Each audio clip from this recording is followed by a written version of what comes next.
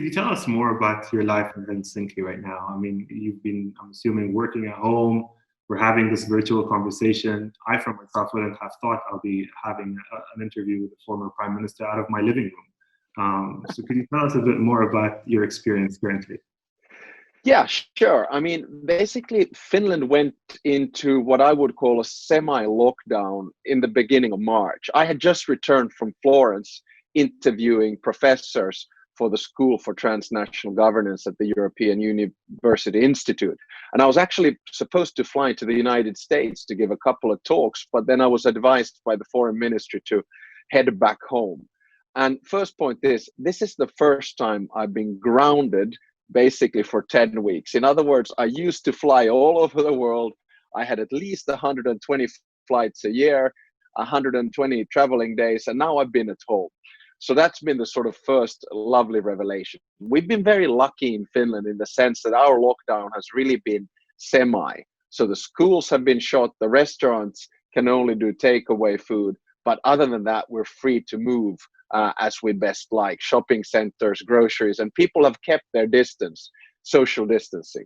Of course, here in Finland, the standing joke is that, a Finn was told that now the rule is social distancing at least 2 meters. And the Finn looked at him and said, why do we have to be so close?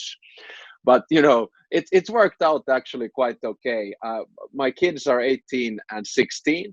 So the 16-year-old has been doing school online, and they started school now on the 14th of May. So yesterday they started going back to school, whereas my daughter has just graduated and is on her way to university. My wife has been doing work from home as well.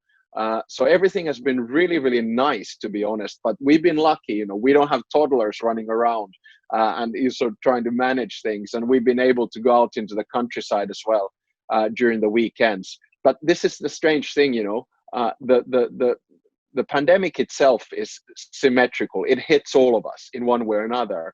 But the effects of it then are asymmetrical. We've been very fortunate here in Helsinki. It's springtime, the sun is shining, the summer is coming, but I can just imagine this sometime in November, in Helsinki, then it would not have been fun. A final little bonus for me, I started work officially at the European University Institute on the 1st of May. But to be honest, I've been online with the School for Transnational Governance as of the 1st of February all the way up until now. So I've at least virtually gotten to know my whole staff really well. It is no secret that COVID-19 has fundamentally changed the way we interact, the way we run our business.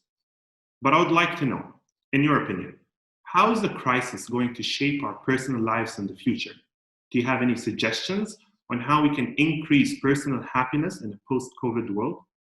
Sure, I'd love to, and especially because I've been working with your Minister of Happiness, Ahood, over the years in the Happiness Council as well. In these types of crises, what usually happens is that you over-rationalize the past, you over-dramatize the present, and you underestimate the future. The good thing with this type of a crisis, however, is that you can really reflect on what's important in life. And I think many of us have stopped for a second and started to reflect about our work-life balance, about happiness. Have we been too involved in really quick careers now that we've been pretty much quarantined and stayed at home with our families? What are the most important values in it? So I would say that the first thing that we should learn from this crisis is to stop, slow down, and reflect what's very important in life. And for me, at least personally, it's family and friends. It's of course very difficult to define what happiness is, but for me, in simple terms, it's about 3 things. Number 1, it's about your friends and family. Basically, having the feeling of worth that you can give more than take, and that you have that secure network, if you will. Secondly, it's about mind. In other words, how you keep on developing your mind throughout your life. And I think a curious mind is always the happiest mind. And by that, I mean to say that if you read, if you write, if you learn, if you observe, if you discuss, I think that keeps your brain cells going and keeps you happy. You know how it is. It's nicer to finish a book than having spent 5 hours on the sofa watching TV. You kind of feel better after the book than the TV experience, no matter how good it's been. And then the third thing is actually body. And I stress this quite a lot because I think that usually in order for the mind to be happy, you also need to be happy in your own body. And by that, I mean that you look at how much you sleep. I hope people try to sleep 8 hours. Please do, makes you happy.